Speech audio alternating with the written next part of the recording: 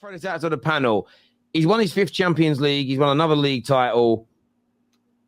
Is he the GOAT? People don't talk about him as the GOAT, but is he the GOAT?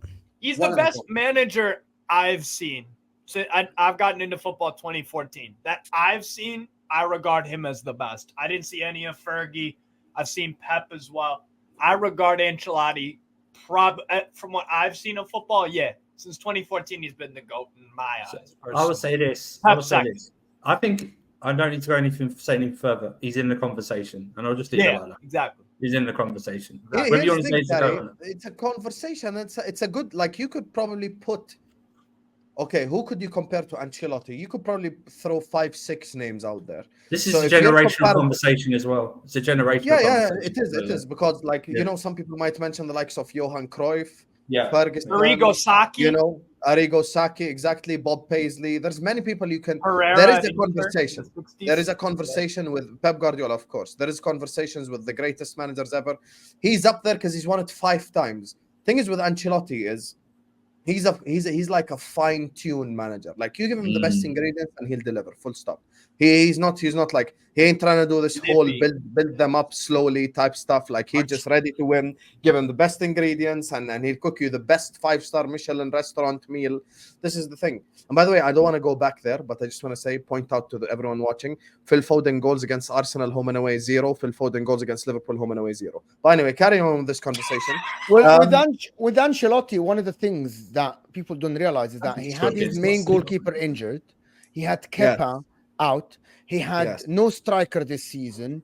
Militao was out. David Alaba was out, so he had no left back. He played Nacho. By the way, Carvalho has been injured for some time of the season. Lucas Vazquez had to play right back, by the way, guys. And he still won the league. Carlo and he still won the Champions League.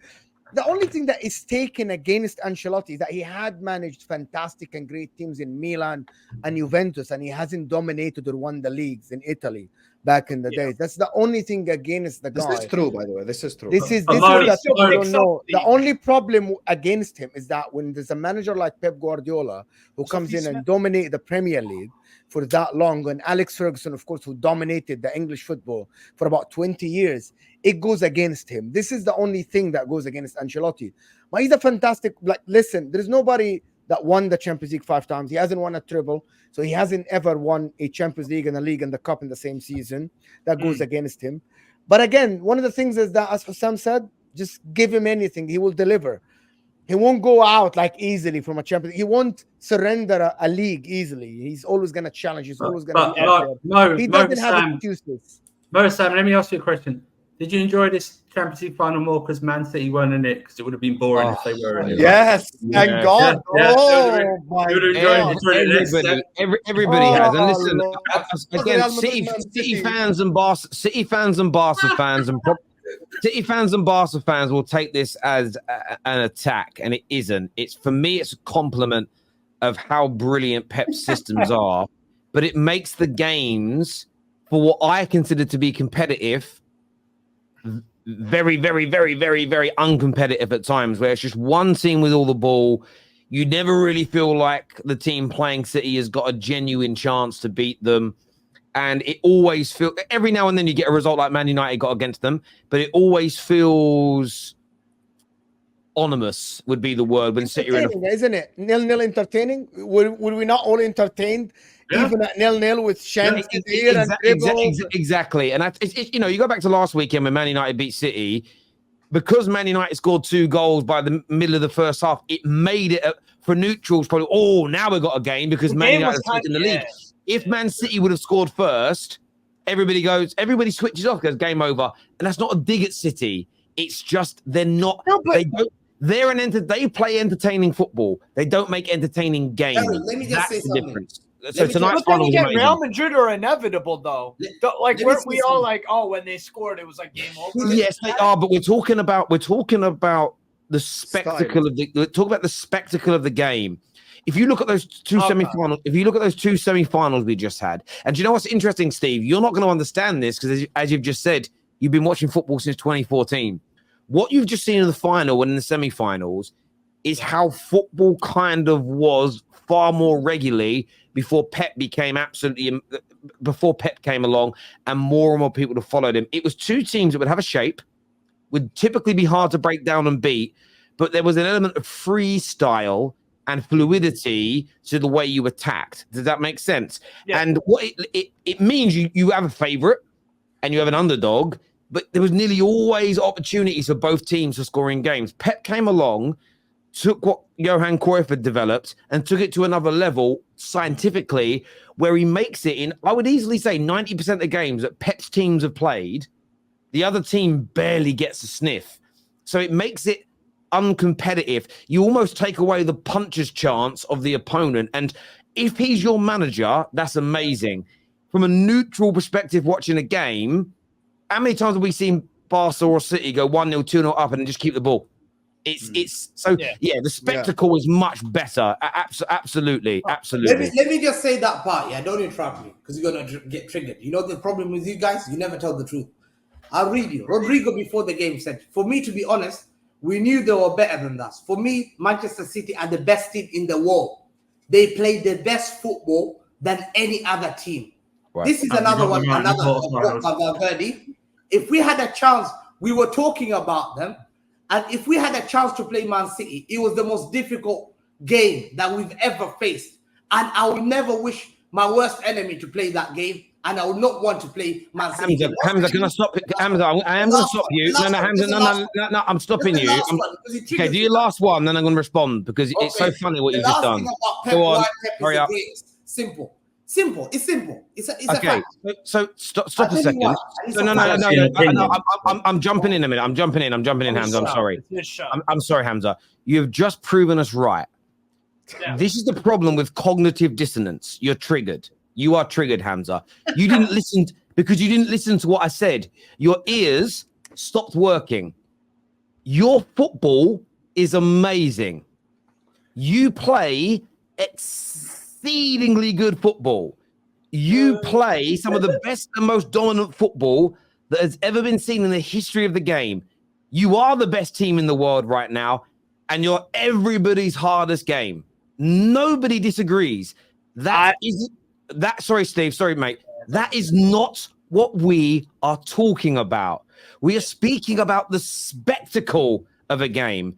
Because you're so good, because you're so dominant, there isn't a spectacle most of the time because City dominate. Do you understand what we're talking about? You don't see it because it's your team dominating, so you love it. The most entertaining team. No, you're not understanding it. You know, they're not. They did not say. Rodrigo said it. No, he said hardest, best. He didn't say the most entertaining. They're the best team and the one that played the best football. Yes, again, no. Sorry, Hamza, you're adding words to it. He didn't say when City play that it's the most entertaining games you ever see. He said you play the best football. I agree. I agree. Because it's so good, it stopped it being an entertaining spectacle. Do you not understand the difference? No, I don't. No. See, you don't see it because you're looking at it from the inside out and it's your club. You love City games. You love City games because you dominate the ball, you dominate the game, and you feel relaxed in most of your matches. You generally will. And I get that. For us watching as neutrals to those games, it's a hard watch because you're so dominant. It's so one-sided. It's crazy that you don't understand. No one is slagging off your football. We're just saying you're so good. It's so one-sided. It's nice to see games that you know could go either way. It's a fundamental difference. Anyway, we're going to move on because we've got some super chats here. First one says, big up the whole TFT family, always cooking waffles on the panel. Looking forward to the summer. Yeah, absolutely. It's going to be a brilliant summer. We've got some big announcements coming up soon. Canadian Cam here. So this is how you know the Terrace allows all opinions. This dude legitimately just put Foden in the Ballon d'Or conversation and wasn't kicked off. Have you ever kicked out anyone from the panel? I have. It's normal. I only actually kick people out if they're disgusting and nasty, getting nasty. Certain people, or if they slag the Terrace off. You can slag me off, But if you say something horrible about the community or about the actual platform, you're gone. Because why do you want to be on a bad platform? If Brazil win the Copa America this summer, it's 100% going to Vinicius Jr. They're probably. I don't think they're favorites for that personally, because they haven't been playing good ball in a while. Yeah, Brazil have been crap, by the way. People don't know this. But maybe that's the point. If they do win it, there we go. Yeah. How was it controversial? Spoken like someone who is hurt. You have 115 charges against you for potentially cheating. Don't talk about cheating. Laughing my ass off is what Tony says. True. Hamza, you're shameless talking about Matson's. Go on. Sam is shameless, not me. Sorry, Sam, sorry. You are shameless talking about Matson. He's in the championship last year and pocketed Rodrigo all game. You just want to take a cheap shot at Chelsea. Yeah, that was a cheap shot because you spent the whole year saying, it was a cheap shot because you spent the whole year saying, oh my God, watch out because he loaned Matson, so you can hold that. Whoever gave Ian Matson to us, you cost us the Champions League. Matson can't defend and is too tiny cost both goals. Strange, weak defender. He just can't defend. So this is a troll. This isn't a troll. It's Euros. No, it has to be. It has to be a troll. It has to be a troll. I don't care. Sure. It was Matson that cost you in the first half. I watch every single Dortmund game. He's been one of their best players, defensively and going forward. Did he make a big mistake today? Yes. Is it hella unfortunate that it's in a UCL final?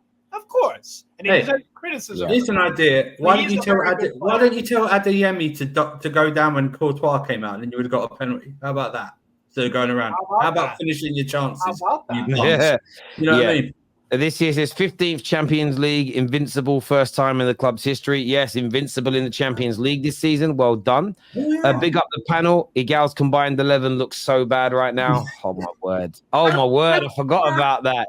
That has to be the worst take of the whole year. You can't do an Arsenal combined 11 with the best team in the world right now. That's crazy. You certainly put can't. nine Arsenal players. Adeyemi Howler, not gonna lie, I'm getting cooked. Yeah, listen, that man, that when he missed that chance, that chance he missed, more so than what's the name of the striker? His name's gone. Is it Niklas Füllkrug? Yeah.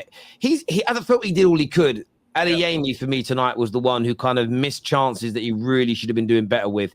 But there we go.